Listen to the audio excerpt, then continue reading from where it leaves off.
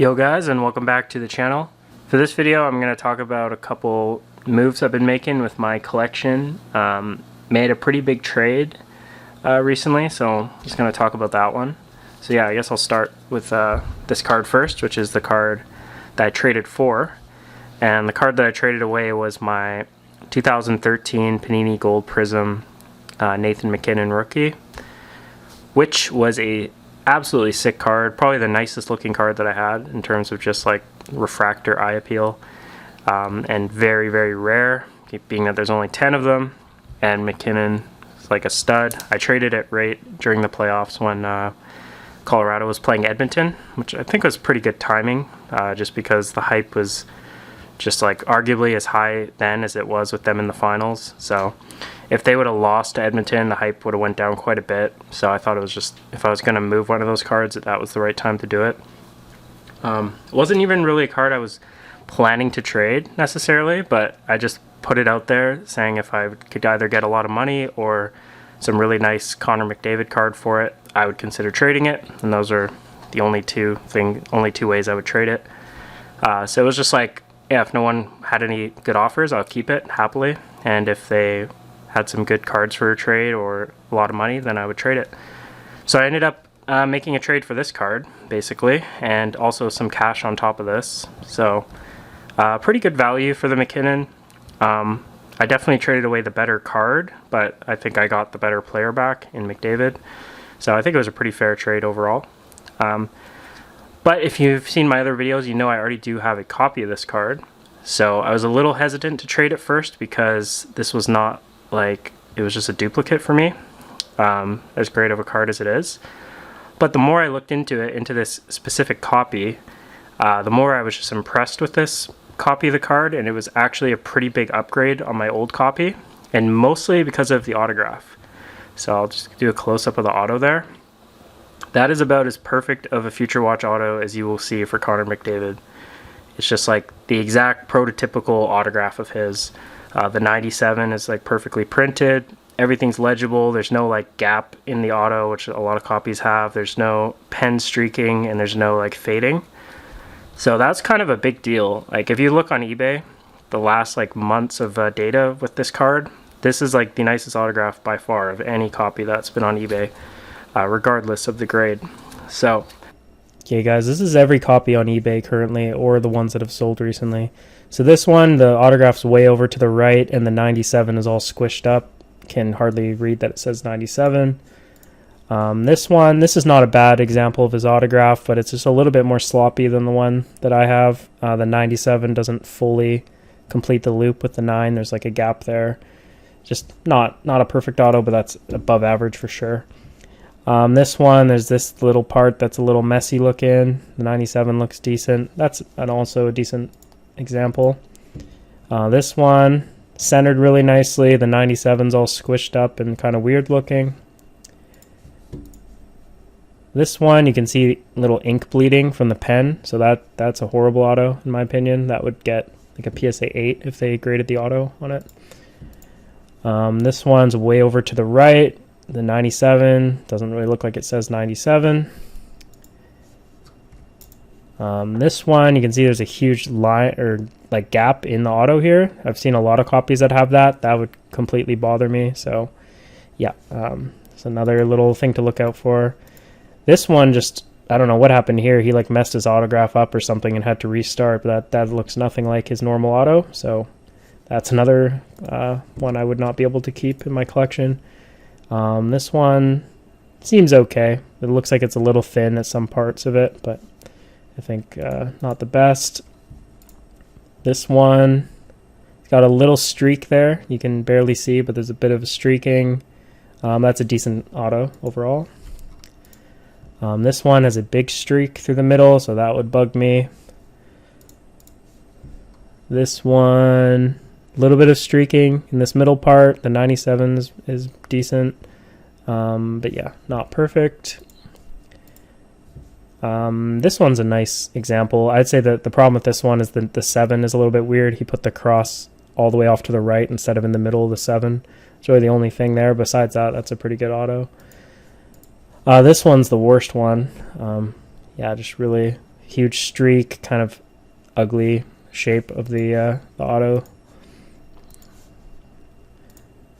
Now this is my old copy that I sold. So this was a decent auto. The 97 looked really nice, but the you can see there's like slight streaking there in the middle of it. Very slight. I don't know. Like Beckett gave it a 10 auto. I think PSA might have given that a 9.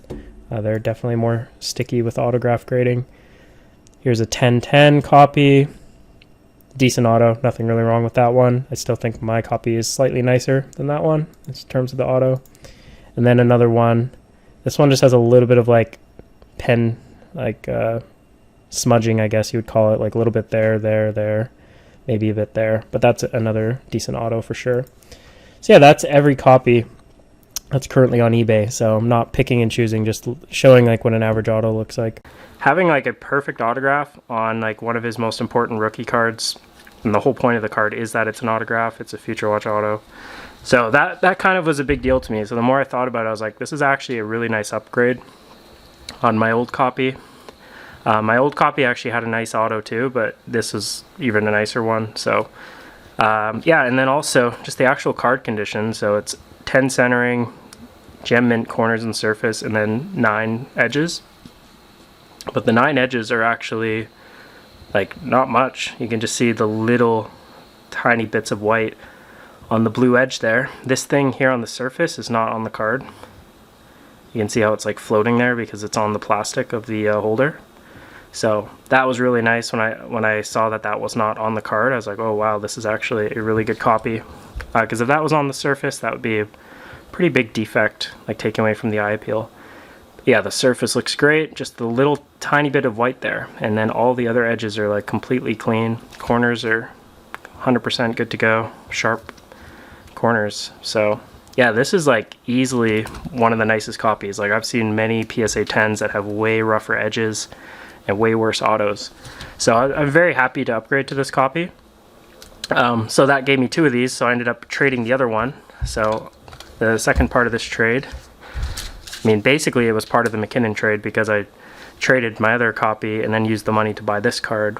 And this one might have focusing problems just because it's a see-through card. But yeah, this is the Ice Premiers out of 99 in a BGS 9.5 gem mint grade, which is a really good grade, especially with 9.5 on the surface.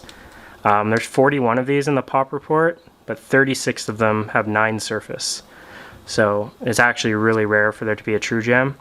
There is 17 BGS 10s, but yeah, this is basically the same condition as a BGS 10 because all the BGS 10s, they all have the same subs, except they would have 10 for edges and centering. And I don't know, like you can't even notice the centering on this card. Like this, if this had 10 centering, it would look no different to me. I've seen copies with 10 centering, it looks identical. So yeah, I was really happy to grab this copy. PSA has only graded a few of these, and they're all there's 3 PSA 10s. So given such a low pop report with 3 PSA 10s, I just think it would be, I'd have to pay a ton to get a PSA 10. So 9.5 with true gem subs, I think was the best copy I could have got in terms of the value. And yeah, I sold my other copy of this for 15,000 Canadian, and I bought this card for 12,000 Canadian. So basically saved, like kept $3,000, and I think this is a better card than a Future Watch auto out of $9.99, which I guess, I don't know if people would agree with that or not, but this is way more rare with only 99 of them printed. And these Ice Premiers have like incredible brand history. These go all the way back to 2003. Like Marc-Andre Fleury, I think, has a Ice out of 99. Crosby and Ovi have Ice out of 99s. So I really like these cards. I like the fact that they're kind of basic and just they're not like flashy at all and just serial numbered and rare. I actually like cards like that quite a bit. So this was one I had my eye on for quite a while. And yeah, a nice copy came up to auction at the right time, so I was able to grab this. So basically by trading that McKinnon, I ended up with a nicer Future Watch auto copy, a much nicer one than my other one, and a Ice Premiers out of 99 McDavid. So that's the moves I made in my collection. I also have been selling a lot of low-end cards. yeah, I got all those PSA returns back, so I've been doing just a lot of selling in general, and just saving up money to like add cards like this, which are just really nice, rare rookie cards of my favorite player, which is Connor McDavid. I also added a couple nice Pedersen cards. I guess I'll say what it was, but I bought the PSA 10 Pedersen Ice Premiers of 99. That one I do not have yet, or else I would show it. Another card here, I don't know if I showed this one yet on the channel, but I picked this up not too long ago. PSA 9 Rainbow Retro Gold out of 2015 Platinum. I just love the design of this card. It's kind of, I mean, if you like the Oilers logo, then you like this card, because there's like 50 Oilers logos on it. But yeah, it's really like busy design, but like the black and gold just looks sick. And it's a cool like pose that they chose there. The only downside to this card, it's not super rare. 149 print. So if this card was like out of 50 or something, I think it would be like a pretty big money card, but it's not the rarest card, but in terms of eye appeal, you can't really go wrong with that one. Just beautiful rainbow gold shine on it. So yeah, that's another card. So I've been kind of selling a lot of stuff and then adding cards like this, which I've been meaning to add to my PC for a while. So yeah, just thought I'd do a quick update on the collection. So hopefully you guys like the video, and I'll see you next time.